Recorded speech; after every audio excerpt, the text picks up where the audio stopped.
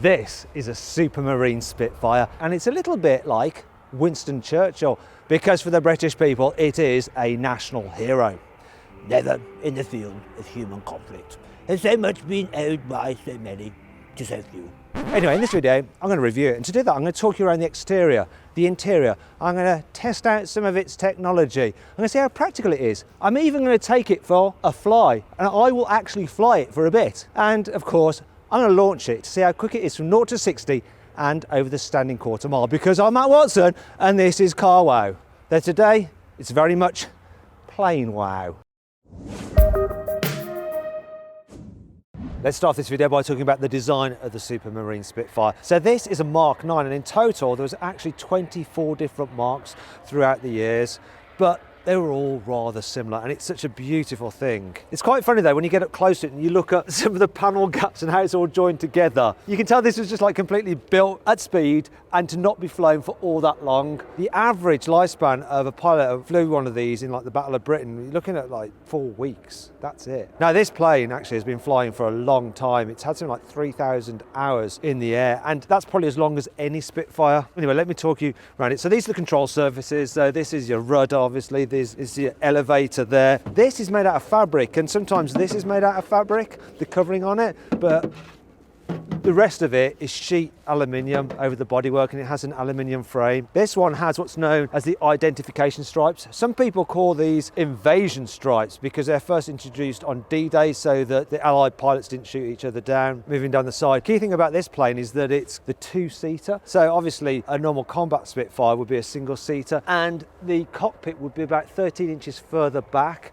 But what they've done with this one is created this separate little cockpit in there for a co-pilot or passenger, and you have dual controls in there, but as a result they had to move the main pilot's cockpit forward, and that means that you've got a smaller fuel tank, because normally the fuel tank would be in the front of the plane there, a 90-gallon fuel tank, which is about 400 litres. Now there's a smaller fuel tank in the front, and you have fuel tanks in the wings, because what they've done is got rid of the guns on the two-seater planes. Now, one of the classic design features of the Spitfire is, of course, its beautiful elliptical wing design.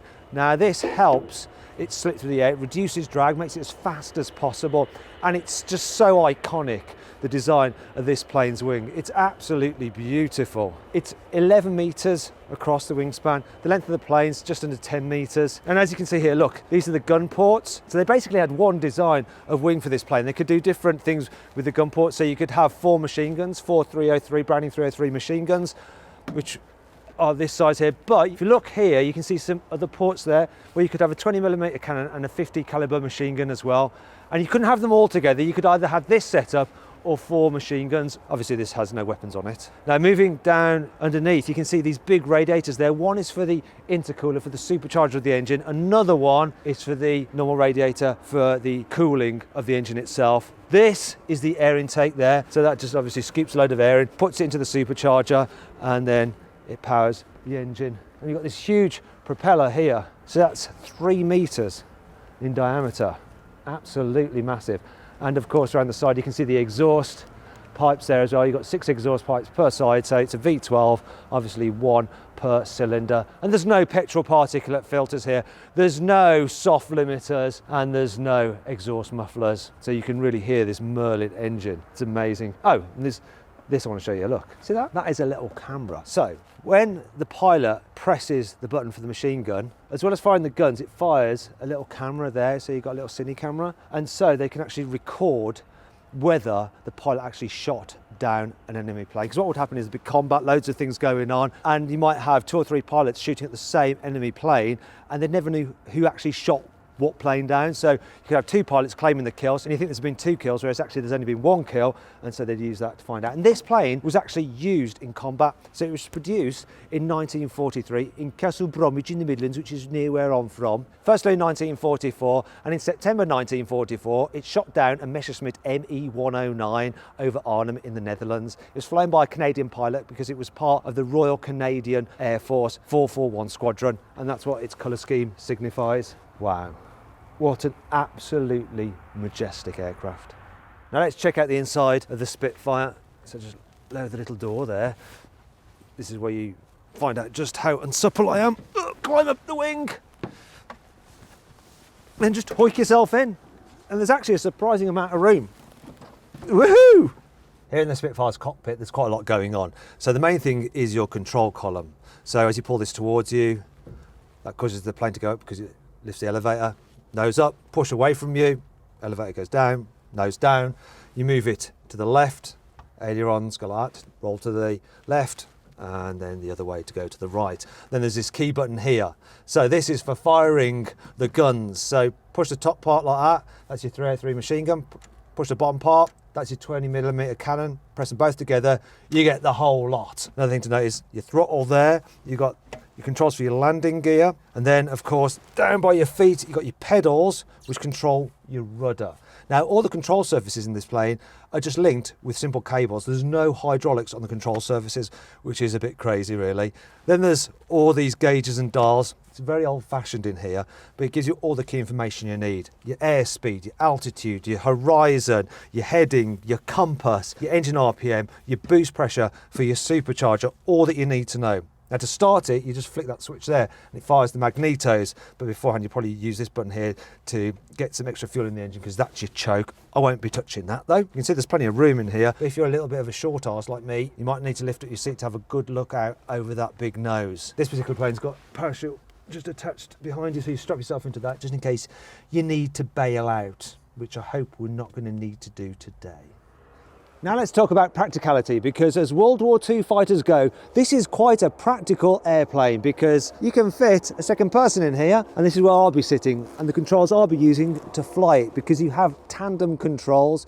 Now actually in World War II there were no two-seaters. The first prototype was built in 1946 and this very plane was converted by Vickers in 1950 as a trainer. There seems like a decent amount of room in there, but actually for larger people today, a few might find it a bit of a squeeze. And that brings on to 5 annoying things about the Supermarine Spitfire. In the Battle of Britain, early Spitfires had to make do with 8 Browning 303 machine guns. Now that might sound like a lot of firepower, but not when you compare it to the fact that its main enemy, the Messerschmitt ME-109, had 2 cannon on its nose, and cannon is way more powerful because it has exploding rounds, so you only have to hit a plane a few times with a cannon shell and it can cause a lot of damage, whereas the RAF worked out that they had to fire around 4,500 rounds of normal machine gun ammunition at an enemy plane to bring it down, and each Spitfire could only carry 2,800 rounds. Later planes did get cannon, which were much more powerful. You see this little wheelie here? It prevents the tail from dragging along the ground. Problem is it doesn't retract at all, so it creates drag when you're flying. In fact, when you're doing just 70 miles an hour, it creates 2 pounds worth of drag, which isn't ideal. These exhausts sometimes spit flames, which looks really cool. Though it's less cool when you're trying to land this thing at night and it suddenly spits flames and you get night blindness and you can't see where you're going and then you crash. You see this drip tray? You need one of these if you own a Spitfire, because the Rolls-Royce Merlin engine may be very powerful and sound amazing, but the tolerances aren't that tight on it, so it absolutely pisses oil everywhere. This one is actually fitted with a Packard Merlin engine, so it's built in the USA, and the tolerances are better, but it still leaks quite a lot of oil. The Merlin engines in early Spitfires had a bit of a design problem. You see, they used a simple carburettor, which meant that when they went into a dive, the negative G would cause the float in the carburettor to open up, let loads and loads of fuel into it and flood the engine. Now the Messerschmitt ME-109 didn't have this problem. It had fuel injection, so when the Spitfire's engine cut out, be able to catch up with it and shoot it down. It's probably what happened to this particular engine. That's why it's all damaged. However, later on, the engines were fitted with a little device called Tilly-Schilling's orifice, and it was just like a little washer that went into the carburettor and would reduce the amount of fuel that would go into the engine when you were diving. Thankfully, it's not all bad. Here's 5 cool things about this aeroplane. Together with a Hawker Hurricane, the Supermarine Spitfire helped us win the Battle of Britain. I say us, I had nothing to do with it. So the Spitfires would go up against the Messerschmitt 109s, while the Hawker Hurricanes could be left free to shoot down the German bombers. The Spitfire's turning circle without losing height is 212 metres, whereas the Messerschmitt ME-109s is 270 metres. The Spitfire is a very versatile airplane. It can be used obviously from fighter to reconnaissance and as a trainer. The Spitfire is actually derived from a Schneider Trophy winning seaplane. It was actually used for racing and it uses some high-tech construction. It's actually aluminium monocoque, which is pretty ahead of its time for its day. The Rolls-Royce Merlin engine is perhaps the best sounding internal combustion engine ever produced.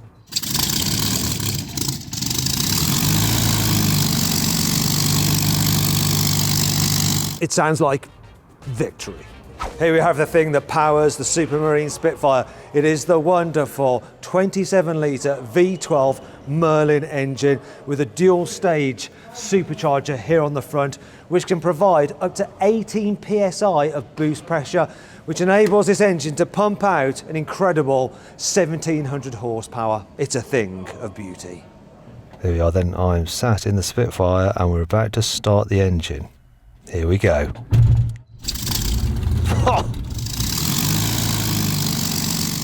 Oh, it stinks. This is a boyhood dream come true.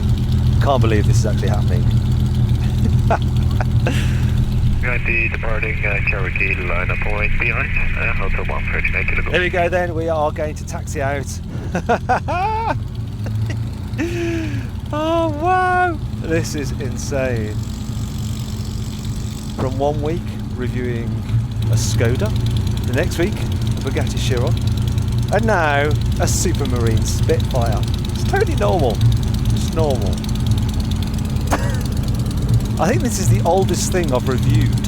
And I'm having to keep my feet away from the pedals because this has dual controls, because I could accidentally control it into those bushes there, which would be very expensive for me.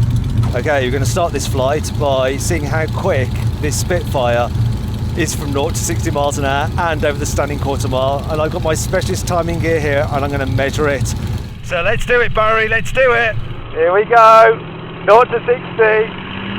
Interesting with this plane, takes about 380 metres to get airborne, so we'll do the quarter mile. Here's 60 miles an hour coming up there. 11.56 seconds. Right, what's the quarter mile? Oh, it's already getting pretty light. Quarter mile in 18 seconds. There we go. And now we are airborne in the Spitfire. I've actually got a really good view in here. Great visibility to get from this canopy. We've got 400 litres of fuel on board, which that'll give you about an hour's flight. We did about 230 miles on that. And I can see our chase plane there, we're flying in formation.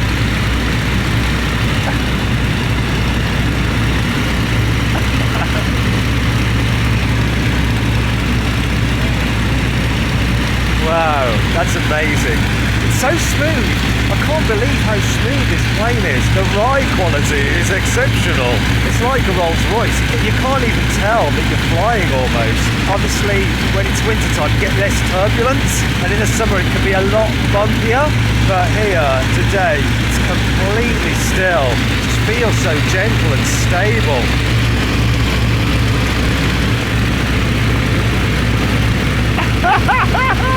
Oh yeah!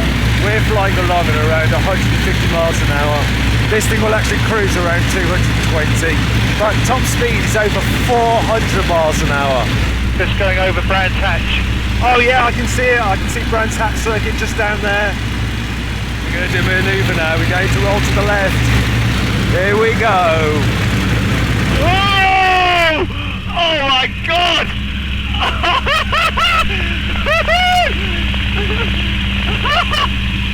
Oh my God! The way that just suddenly just dropped and turned, that was intense. Made my stomach go a little bit. Oh, I can feel some G there.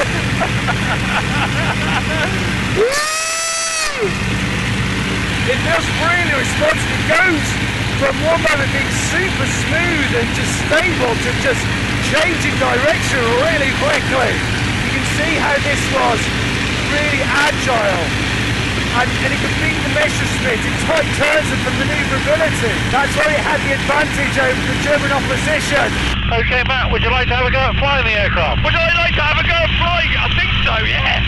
Okay, you have control? I have control. So if you'd like to turn the aircraft to the right. Watch your nose attitude. Look at the door. You see my hand? I can see you. You are flying the Spitfire. He's got his hands in the air. Oh my God. Oh God, I'm flying the Spitfire. I'm going to turn back the other way. Okay, so roll back. Reverse the turn. No. I'm actually flying a Spitfire. Oh my God. is the best thing ever! Apart from the birth of my daughter, this is the best thing ever! Okay, great. We're all mixed level. Oh, this is so good. It's lovely. Okay, if I have control, you have control. Okay, so it'd be rude not to go upside down in the Spitfire, wouldn't it? I should be giving you facts about this Spitfire, but I can't. I'm too busy just enjoying it. Sorry, I hope you can just enjoy it through me though.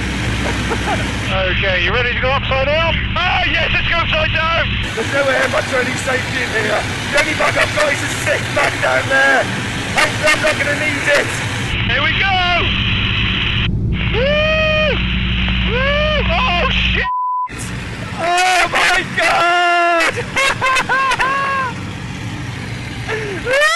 Oh, it's amazing this. Oh, here we go. Oh, crap! Whoa! Oh! I can't believe how smooth it is. What a piece of engineering. You know? 1944. It doesn't feel like something that was built in 1944. Okay, would you like another go at flying the aircraft? Yeah! Okay, alright, so what I'm going to get you to do is fly the aircraft straight and level. I'll get you to make a couple of turns so we can fly, or you can fly the aircraft back towards Biggin Hill, alright? Okay, I have no idea where that is. Okay, you have control. I have control. Okay, so if you like to turn the aircraft to the right.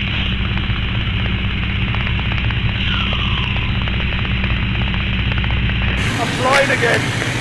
Okay, back to straight and level there. Just lower the nose very slightly. I'm going to watch it. There we go, level. Really hardly have to touch the controls, it's so responsive. Okay, turn the aircraft to the left.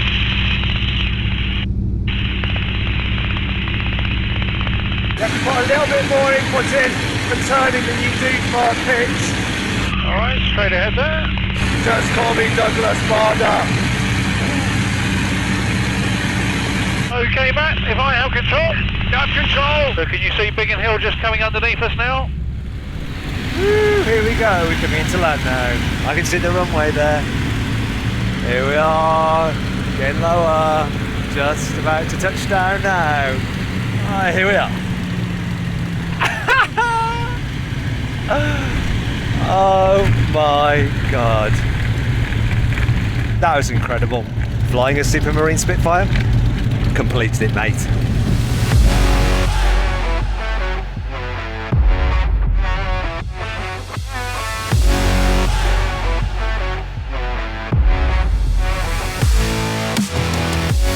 So then, what's my final verdict on the Supermarine Spitfire? Should you avoid it? Should you consider it? Should you shortlist it? Or should you just go right ahead and buy it? Well, I reckon if you're the British Air Ministry in the mid-1930s, you should go right ahead and buy the Supermarine Spitfire, because you might find that in just a few years, it could come in rather handy.